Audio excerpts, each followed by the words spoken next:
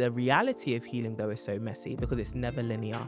Like, you think you're healed, then someone triggers you. The reason why I ran to pornography was because of childhood trauma. Even validating that what I went through was actually a problem was something that hugely freed me, because I was like, why do I feel bad about the bad things that I experienced? Because I was struggling to see them as bad because they were so normalized in my community. They were so normalized in my heritage. And I was like, but that's bad. And once I started to be the person who was like, oh, we shouldn't have experienced that, it's like I was saying, there is actually a wound. You know, as children, the things that you experience, they feel very normal because you're going through it, and that's your normal every day. But just because it's normal for you doesn't make it right. Yes, there's something so beautiful about making up with your parents when you're older as well, and them showing you like, hey, I'm trying. For a lot of us, we show up in areas where we have to perform. Even our social events are still performative. If I'm going to brunch with you, there's a certain level of makeup and hair and outfit and shoe. I've got to show up in my most presentable self. You know, I've got to have the money to participate in all of these things. But there's something about just showing up at your friend's house, back that wig off, and just let's talk. Like, you're actually that girl. Love real women stories that help you grow? Hit subscribe and follow, and let's level up together. Now back to the episode. Welcome, I'm Paula Oyinkan, and this is the Paula Oyinkan Show, where our mission is to inspire women like you to become the best version of yourself at every stage of life. Today, I'm joined by the fabulous Courtney Daniella Boateng. Hello, Paula. Woo! Thank you for having me. I'm so excited. Thank you for coming. No, thank you for Let me give you a inviting me. proper intro. Let me tell the people who you are. Oh my God, okay. Courtney is an author, content creator, and she's the co-founder of To My Sisters, which is a platform doing incredible things for women all over the world. You guys are such an inspiration. Thank you so much. I've said it before and I'll say it again. Thank you. Thank you. Honestly, thank you for having me. I cannot wait for this conversation. Yay. And well done for everything you're doing. Thank Honestly, you. doing something like this at this standard, not easy at all. And you are literally shaping narratives and changing people's lives. So well done. Thank you so much. That really means a lot, because honestly, a lot does go into this. For real. I can't lie. For real. People just see the end product. They don't realize how much goes into it. Exactly. So, Exactly. But it will pay off. Thank you. It will pay off. Amen. We started off deep. Okay, so you just pick a card. These cards are beautiful. Thank you so much. Them right down the middle. Should I look? Not look. Yeah. Okay. Ask the question, read the question on it, and then answer it. What does self-care look like for you beyond just physical health?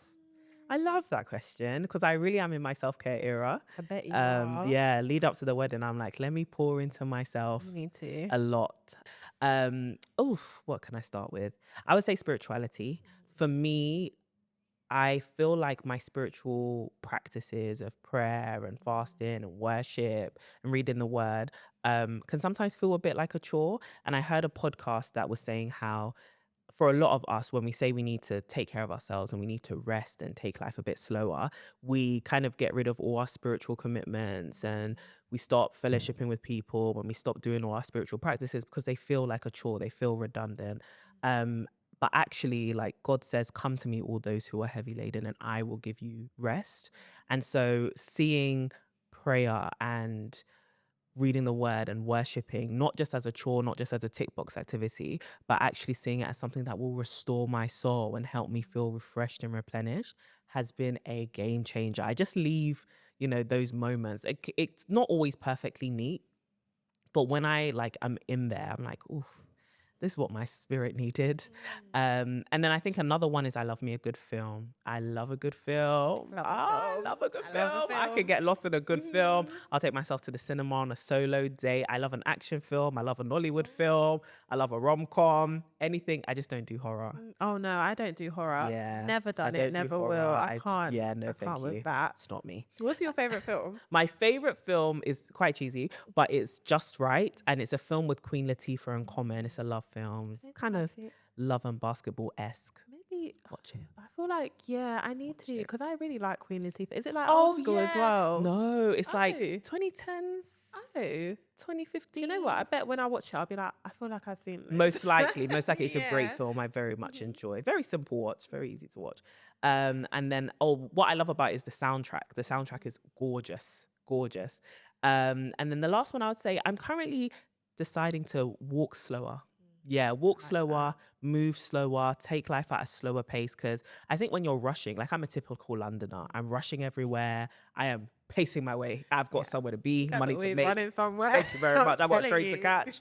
So I've decided if I don't have to rush, if I'm not late or anything like that, let me take life slower and let me actually walk and let me enjoy things. And I think my sister was actually talking about this with me today. Like, it just gives you time to think and you don't feel so stressed out. So that's what's working for me self-care wise. Yeah. Like that. How about yourself, Miss Paula? Good question, Courtney. How have you thrown this my way like this? Do you know one thing I do? I intentionally take time away, like at least every quarter, even if it's just a solo vacation or I go and do something with my sisters or my friend. I take like a weekend away, intentionally away from like my husband. My kids. Sometimes you need it. You do need it. I love those people a lot, but I think even naturally when you're in people's space all the time, sometimes you need a bit of a break. And one thing about me, I'm actually not a physical touch person. Oh, I was gonna ask you, like, how does self-care work with kids? But on that physical touch point, how does it work? Because children are very on you, jump on you, touch you. They just Girl, they be drinking me from the breast. Like, do you know, literally, I'm telling you, like, do you know what it is? My son, even my daughter sometimes, to be fair, but my son in particular, he's a proper mummy's boy and he always wants to hold my hand. Even if like I'm tying my shoe or cooking, he'll be trying to hold my hand, yeah? And he's always like, oh, mama cuddle, like all of this kind of stuff. And I love to give them cuddles, but it's all cute. But when you're in the middle of trying to do stuff, it's quite a lot and it's full on.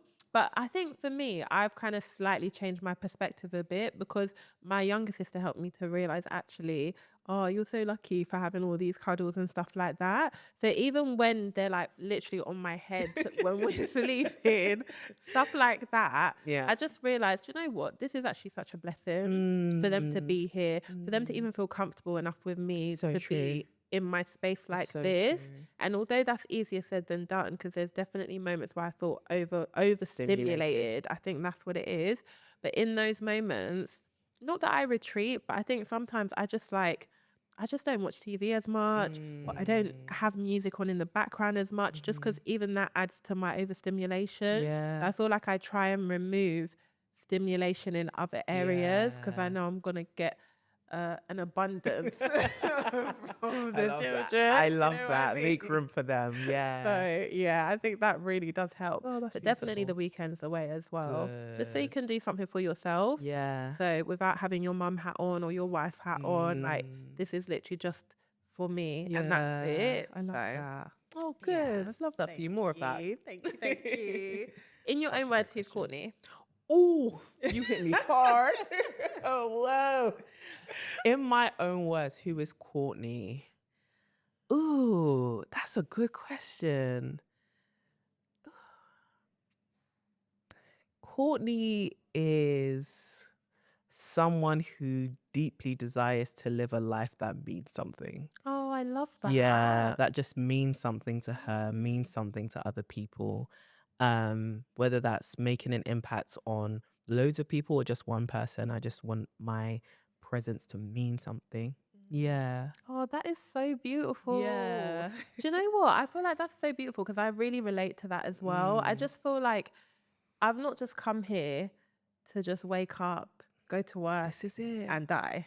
To be honest, like I just want to leave an impact on the world. I just want what I'm doing to feel just, you know, even if it inspires one person to just be their authentic self or to just realize that they can achieve something bigger than they ever imagined. Like, that's why I just love that so much because I really, really relate to that. Oh my goodness. Yeah, that's it. I think as someone who's had very dark times in their life, there's just been this huge desire to just live a life that's exciting for me, that's also impactful to other people. And literally, it's not impact on a grand scale and purpose on a grand scale. It's literally just like, oh, can I, spend some time with my cousins and my sister today? And hopefully that will make them happy. That's meaningful, you know? So yeah, I've been learning like a meaningful life. Yeah. Oh, I love it. And you've had a lot of hats over the years, haven't you? Many. You've done a few Several. different things. Hats galore. But what do you think ties everything that you've done and that you're doing together? Women. Okay. Yeah. Women. I love women. Yes, are you me? Yes, that's the gag. Literally, women. My first job was as a hairstylist. Then I started a hair company post university. My YouTube channel was always geared towards women. To My Sisters is all about sisters and sisterhood. I love women. I think it's because I grew up seeing a lot of women experience things like abuse and have to really fight their way through life. And I was raised by the most phenomenal, hardworking, determined women. And so for me, women have always just shaped my world. And so they shape what I do now as well. And I love it. I love seeing the impact that To My Sisters gets to have on women everywhere. And I love interacting with women on a daily basis. Like you have a female team and it's just such a splendid time. That's the only way I can describe. It's such a splendid time to be around other women. Now, not every woman is good energy, but even that, spices up the life a little bit. I would rather be stressed by a bad woman than be stressed by a bad man. That's let me tell you something. Yeah. So yeah, women. Yeah. Oh, I love that.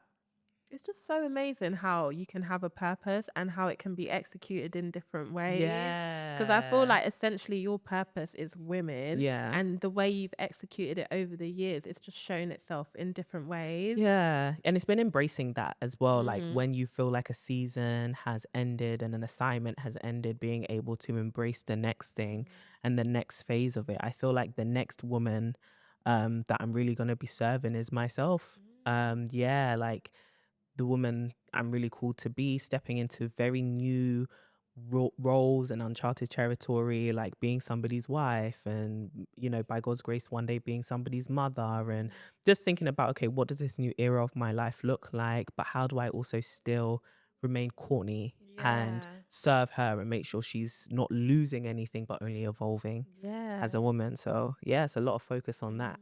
Yeah. I love that for you. And I'm glad that Thank you're you. thinking about that now. And you know why I say that? Because I think when I got married, I don't feel like I lost my identity per se, but it definitely became a question. So I think what you're thinking now is what I thought, but after I'd got married and after I had kids. Yeah. So I was already in that phase of like, trying to figure out, okay, where's Paula in all of this? But I think because with me as well, it all happened quite quickly. Okay. So I met my husband in 2021 and we got married in 2022. Wow. Yeah. Oh my gosh, that's beautiful. Yeah, it was so quick, but it felt like the natural next step. Yeah. And I also had my son in 2022 and then I had my daughter in 2023. Okay. So you see like how everything, Yeah. it was quite a quick Back to turnaround back. time, Yeah. So I think because of how quickly everything happened, it wasn't until like after I'd had my daughter and I just kind of like sat down and thought, what do I even want from life? Like, what do I want my impact to be? Yeah. That's why I say I'm so glad that you're thinking about that now, because not that you won't necessarily be blindsided, but you're already kind of cautious of still being Courtney going into what you're going into, which is so important. I'm trying. I'm really grateful to God for the insight into it now from the different women in my life, but also just the heads up for it, because I've seen a lot of women like get married and they get lost, they're lost in it and then they have to try find themselves again. And I think one of my biggest things is not necessarily to get it perfect, but to learn from other people's lessons and try and get it right, from the jump. Yeah, if I can. What advice would you give to anyone else that's currently in your position, preparing for like a major new chapter? How are you keeping it together? Pray. I don't have any advice to give you.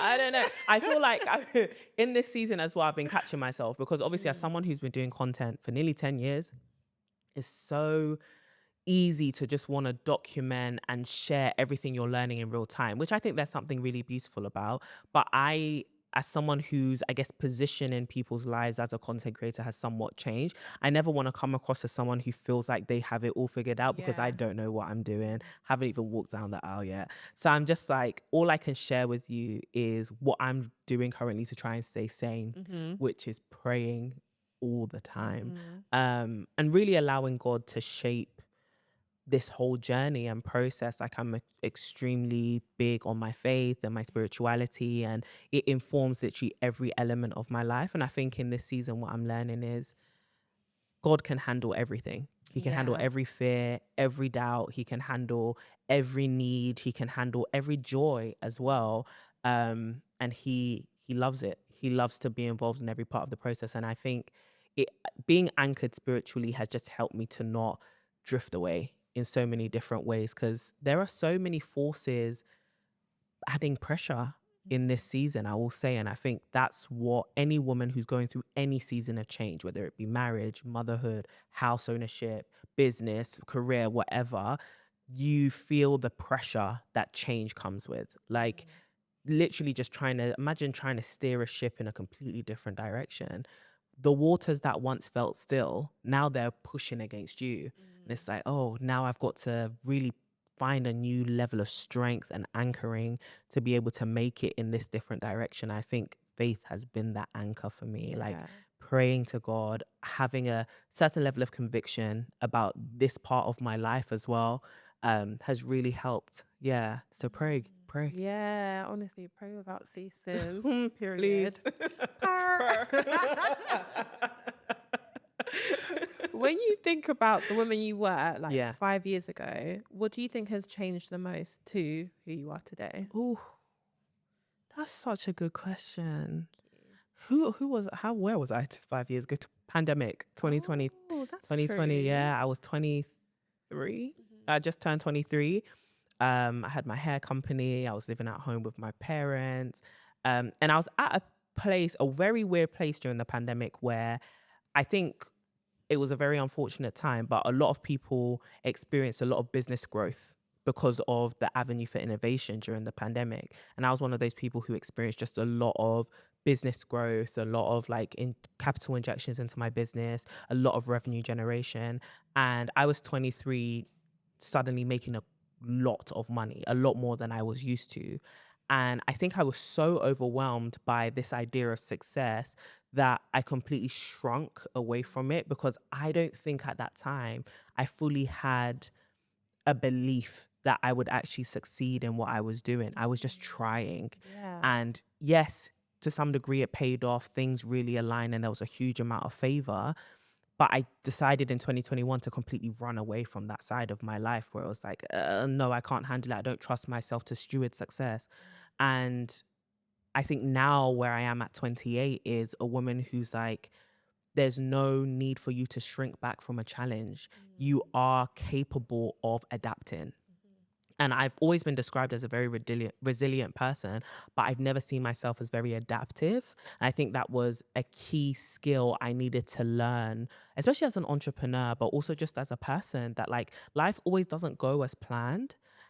And also, you need to be able to react positively to all the different changes that happen. And I think I've done so much better now in this stage of my life, reacting to different outcomes, reacting to the unpredictability of life, that I'm really proud of myself, because I feel like I'm a woman who can think on her feet. Like, okay, this didn't work, let's do that. This didn't work, let's pivot here. This didn't work, let's do this. Or maybe this did work, let's lean in and let's fine tune. And I've just become way better at adapting. And I like that. I've learned to adapt to different people as well. I feel like I was surrounded by a lot of the same people who thought the same. And I'm lucky. I'm surrounded by quite sensible people. So I'm not one of those people who had to like shake off their past or anything. No, I'm carrying my past with me. Yeah. The people I was surrounded by were absolutely amazing, but I was somewhat intimidated by new people and new thinking. And when I went to university, that's when I realized that like, oh, I was surrounded by a whole bunch of white people, basically. Yeah. You know, I went to Cambridge University, and black student population ain't that big. So I found myself clinging to everybody black, rooting for everybody black. And I was struggling to make friends from diverse backgrounds, not just racially, but also social class and life experience. I found myself shrinking away from embracing different and realizing that it would also bring different out of me, but not necessarily in a, oh, I'm pretending to be something I'm not, but rather it's bringing out a side of me that I want to actually explore, right? And it's making me think in a different way. And now I would say at this stage of life, I'm like, yeah, I like when I meet people who challenge me. I like when I meet people who sometimes even reaffirm why I do things the way I do and why I think the way I do as well. Because it's not everyone new who you meet who you're going to agree with, but sometimes they remind you why you believe in what you believe. And so I've been way better at adapting, way better at encountering different people who probe my thinking. And I think it's making me a way more confident woman. I think the difference between me and 23-year-old me is confidence. I think when you're loud and you're an extrovert, and I love a good debate, Paula, if you catch me at any corner of the room, I'm fighting it up with someone. Yeah. I love a good debate, but I think people can mistake that for confidence. But that's oftentimes just conviction. Like I have a strong conviction, but that doesn't necessarily mean I'm confident in who I am. I think in the last 5 years, I've cultivated a great depth of confidence in myself, in the Lord, in my calling, in my talents. And as much as I haven't got it all figured out, I know who I am. And that's a beautiful anchor to have. It really is. Yeah. Honestly, I think when you know who you are, that's where that confidence comes from. Because you know what you like, you know what you dislike, you know what you believe because you believe it, not because somebody has said, oh, you should believe this thing, or I believe this thing. Yeah. So I really, really love that for you. And the growth. It's Crazy. Oh, I love it. No. Oh, I just know that this time is going to fly by. And I feel like every episode I talk about time, but it's just obviously we are on a time mark. But I did want to touch on your pornography addiction that you've overcome because you've been very open about that on social media. Or at least on YouTube. Yeah, on generally, social to be media, fair, you everywhere. have been, Everywhere. I'm on the radio, I'm on BBC. So I wanted to talk about like, how did it get to that point? And at what point did you realize actually this is something that I need to overcome? That's a great question.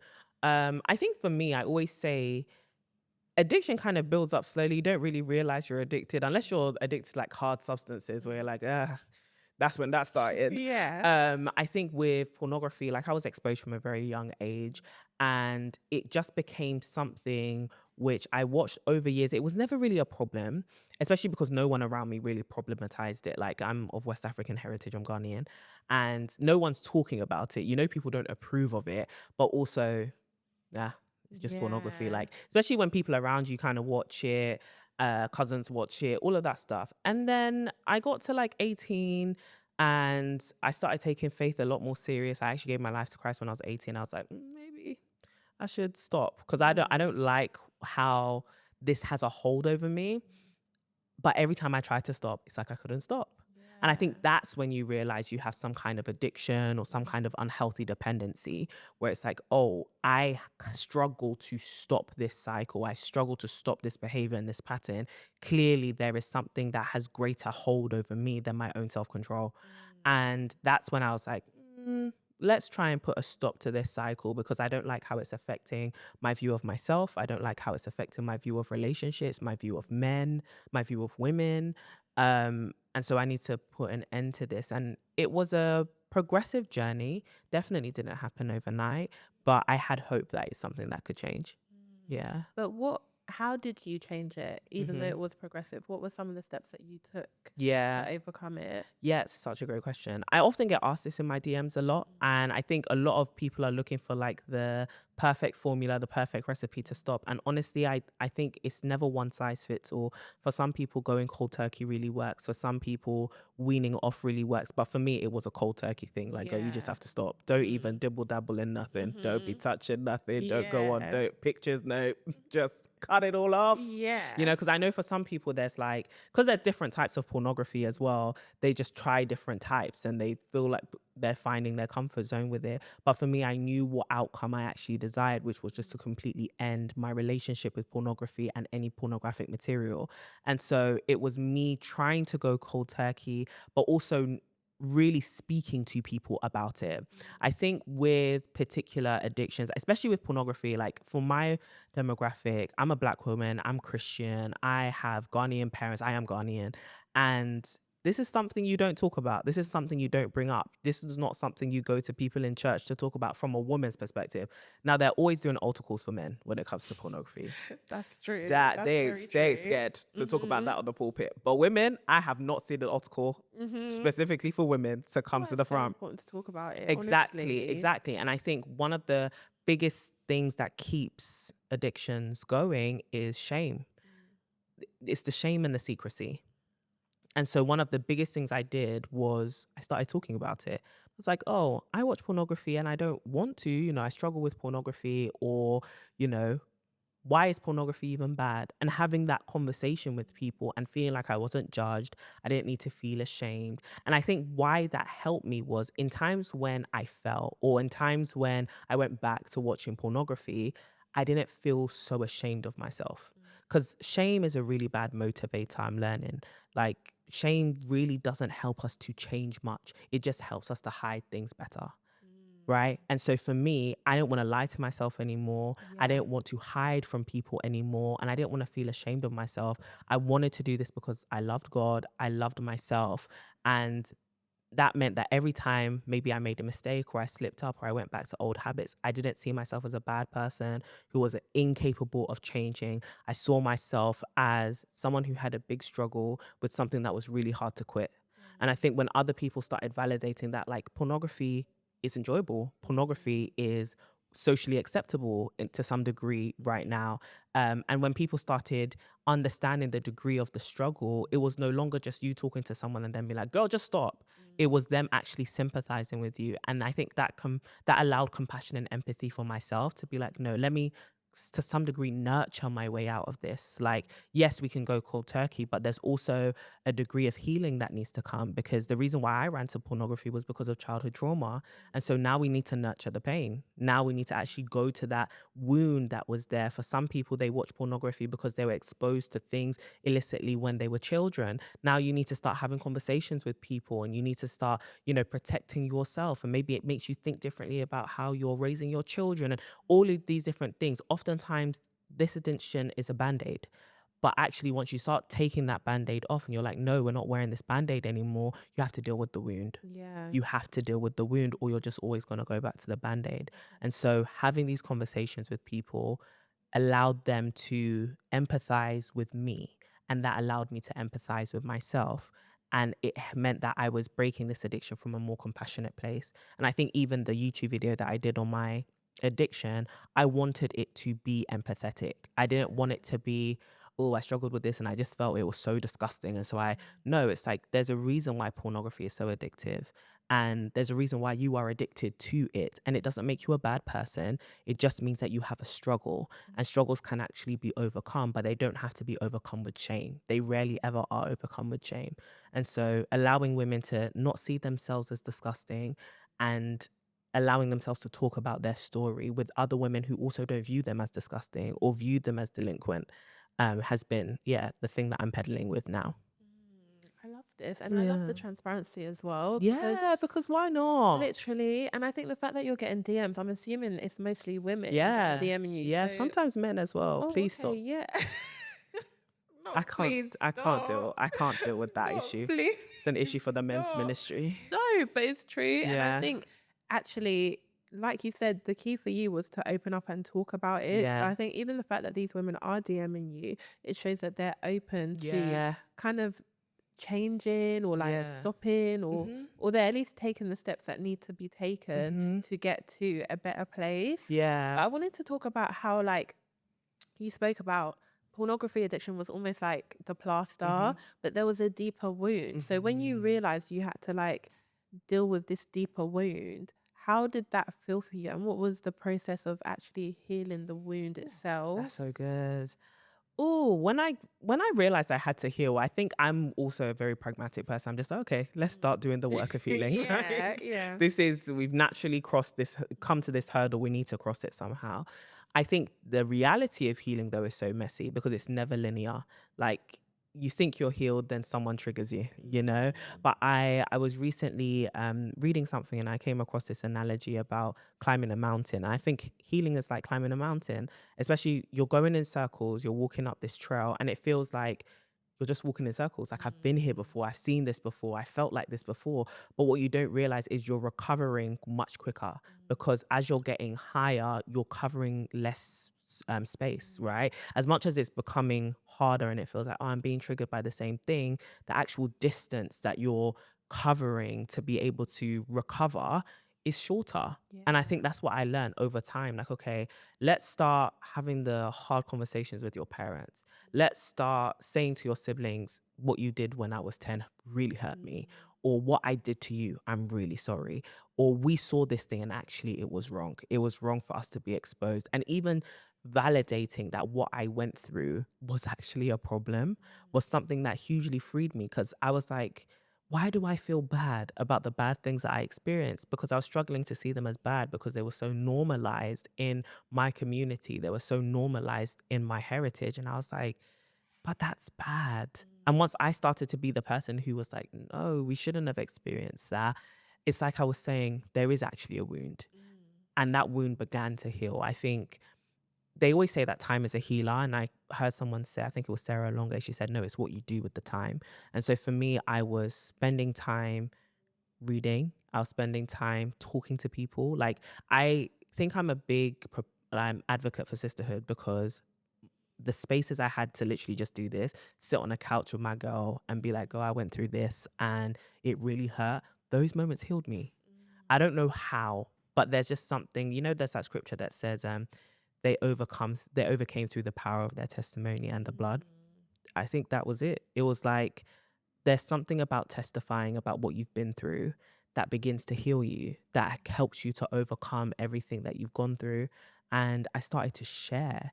And I think you don't have to pick up a camera and a mic and start sharing things, but even sharing within your family what you experience, being the person who addresses the elephant in the room and sweeps all the stuff back from under the carpet. And it's like, nah, we need to talk about this. Or having a conversation with your siblings that are like, hey, like, this thing, do you struggle with it? Because I never had that. Like, I never had older siblings to be like, hey, have you heard of pornography? Do you watch it? Is there, what's your relationship with it? But now that I can have those conversations with my siblings, my cousins, it gives them space to be like, oh yeah, actually I am. And we can have conversations about sex. And it's not always a conversation of, oh, you should stop. It's more so, okay, so what's your relationship with sex? How do you view yourself?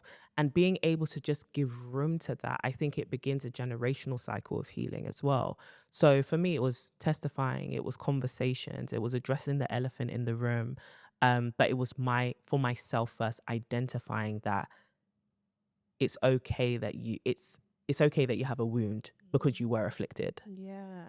Yeah.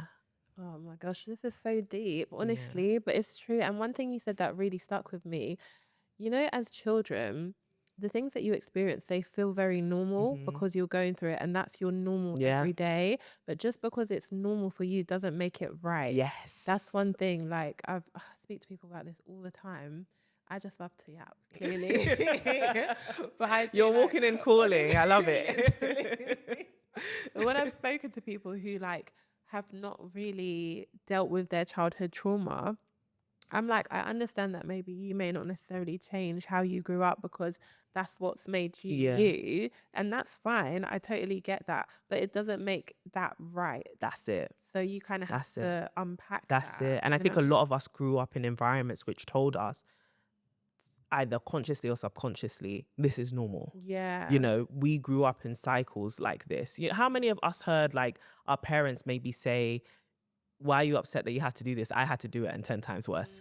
Do you get what I mean? Like, oh, you're upset that, I don't know, no one's here to take care of you after school. But I was walking to school for 50 miles with no shoes. Do you get what I mean? Yeah, and it's like, but neither of what we're talking about is normal. Neither of what we're talking about is fine.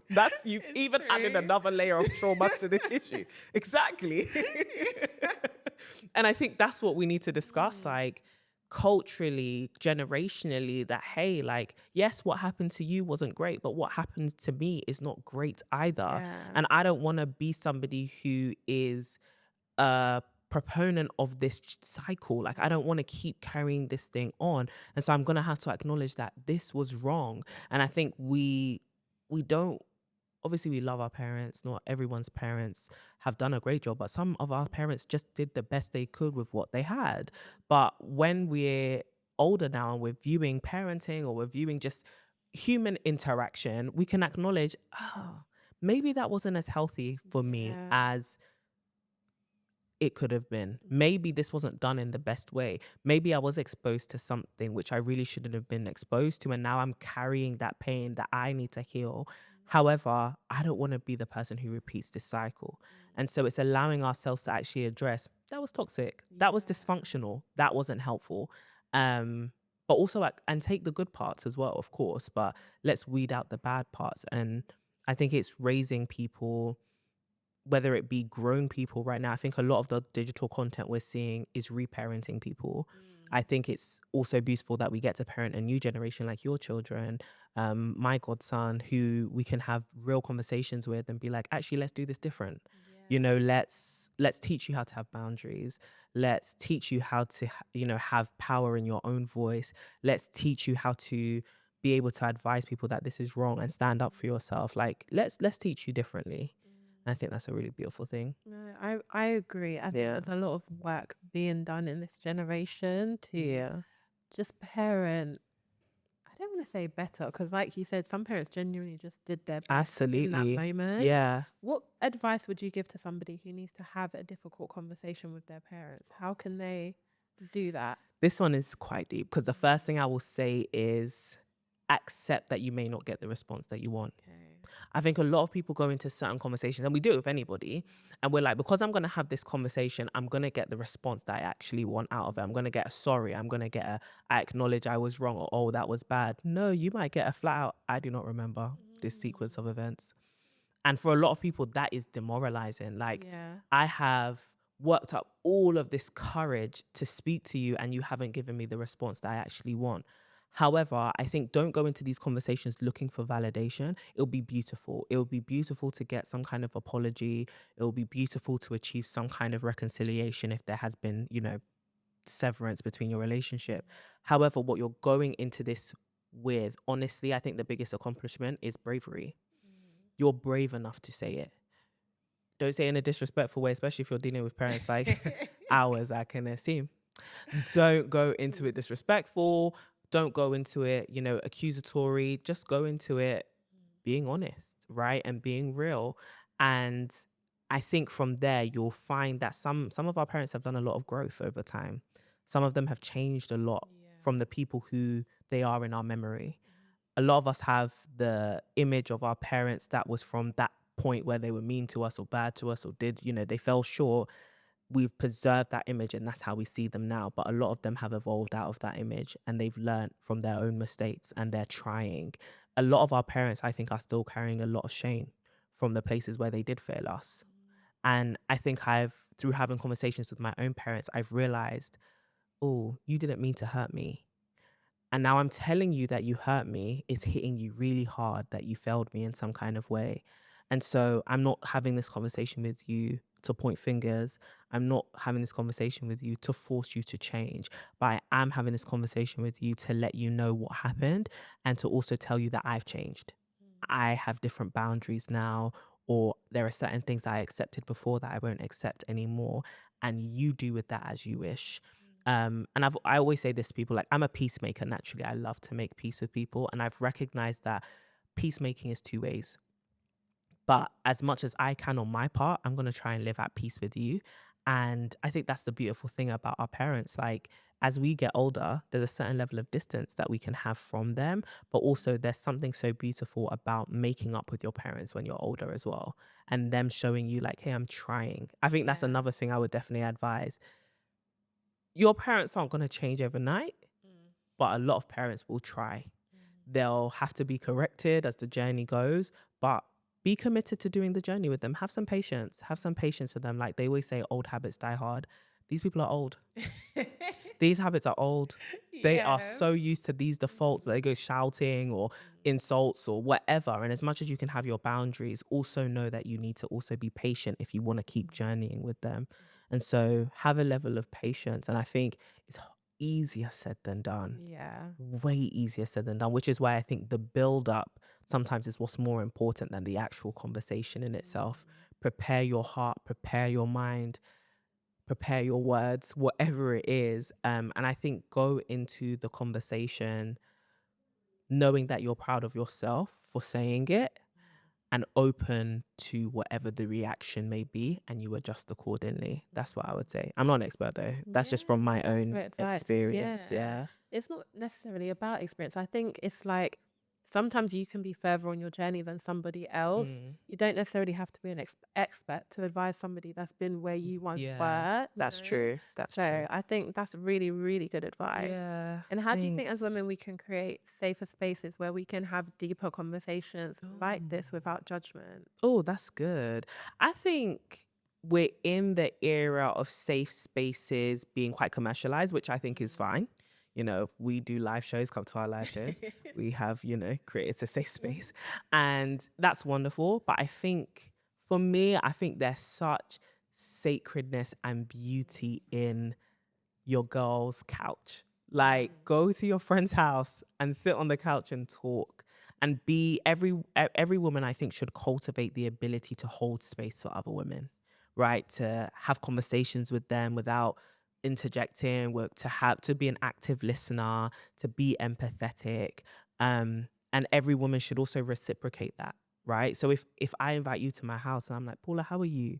And I want to make sure you actually feel seen, I will look at you. I will ask you deeper questions. I may notice when you're giving me surface level, answers. And I'm like, let's go a bit deeper into that. And if you feel like, no, you don't want to, okay, that's fine. This is a space where you can just exist. Like, let's get some food. Let's watch a film. We don't even have to talk to each other. But this is a place where you can feel safe. Right. And I think if more of us just do that on a friend level, just do it on a sister to sister level, we'll all feel more comfortable sharing more of ourselves. Because I think for a lot of women, not to go on a ramble, but it's a little bit of a tangent. For a lot of us, we show up in areas where we have to perform. Even our social events are still performative. If I'm going to brunch with you, there's a certain level of makeup and hair and outfit and shoe. I've got to show up in my most presentable self. I've got to have the money to participate in all of these things.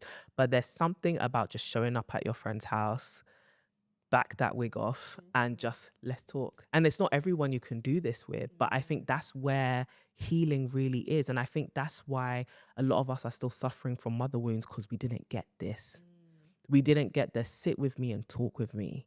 What's going on with your life without judgment, without anything, repercussion, just let's talk. Let me see you. Let me make you feel seen. Let me make you feel heard. And so as long as I can give you the fact that in the presence of this woman, you are seen, you are heard, you are safe, that's all that we need to begin to heal, I think. I think that will help us to feel like we can share more of ourselves. We can feel, just more vulnerable. I think a lot of us struggle with vulnerability. Like we might have the language, but we still don't want to share our hearts with people because we don't feel seen and we don't feel safe. And I think that's what we can offer people in sisterhood, like true sisterhood, not just performative sisterhood, like real, let's do life together sisterhood. So start opening up your house. Start opening up your house. I love it, because this is not like, I think a lot of the time when we think about safe spaces, we're thinking about social media, we're thinking about all of this. But what you're saying is literally, this is any woman can do this. You don't have to be on social media. You don't have to record something. No. You don't have to do all of that. And I think there's a problem when we just run to things like that. Yeah. I want to help women. So you've picked up a camera. How many women are around you that you have not spoken to? Yeah. How many women are you exposed to on a daily basis who need pouring into, who need to feel seen? I can't even see people behind the camera. The people I speak to on YouTube, amazing, love my community, but I haven't met 80,000 of them. I haven't. But there are women I see every week at church. There are women I see every week because they're my family members. There are women I live with. I live with Renee. I can pour into her. Do you get what I mean? And she can pour into me. Have I done that work? Have I stewarded the women I've been given before I go and look for more? That's where the real work can actually be done. You know, that's when you can do the deepest work. I have experienced deliverance, healing, love right on my friends' couches where we're just having conversations and they see me for who I really am. That is real sisterhood to me. That is the most life-changing thing. We've run out of time. Oh, What's the one Paula, thing? we're coming back. We're doing it again. This has to be extended. Yeah. I'm coming to my sisters. Yes, you man. are. How about we that? We need to have a chat. Yeah, we do. We do.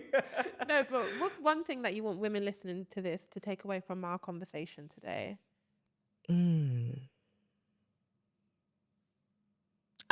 I will say it like this based on what we were just saying. Be a woman who can hold women and be someone who is held by women. Allow yourself to really experience the beauty of sisterhood, even if it's just one friend or one sister, a cousin that you have who you feel like you can share your all with. Go and hold space for her and go and be held by her. It could be a physical hug. It could be a long voice note just sharing your appreciation for her. But I think when we remind ourselves that we're loved and there is a space where we can be all that we are in the most rawest form, that's when we really start to be our truest, best selves. Like, I know I have a woman, like, I think about my relationship with Renee. That's a space where I hold that woman, but she also holds me. And it's a space where I've been able to grow, I've been able to adapt, and it's so beautiful because it's safe. I've shared my addiction with Renee before I ever shared it with the internet. And that to me is the most powerful life force, sisterhood. So yeah, go and get a sister, hold a woman, be held by a woman, and enjoy yourself. Thank you, Courtney. Always. You've got to tell us what projects you're working on at the moment and how can the people connect with you? Oh, that's such a great question. My biggest project right now is my wedding. If you want to send funds, send funds. Send money. Give us the link. Send l'argent. Yeah. But actually, you should support Paula's show. Yes, if the crowdfund is still happening at this time, definitely donate to the crowdfund because this is an amazing project. And yeah, I mean, if you want to support anything I'm doing, To My Sisters, follow at To My Sisterhood anywhere. You can also follow me at CD Boateng on all social media platforms. I'm also on YouTube, Courtney Daniella Boateng. And yeah, just follow the journey. Whenever I drop something, then you'll see. There you go. Yeah. There you have it. There you have it. They're coming back. I'm right.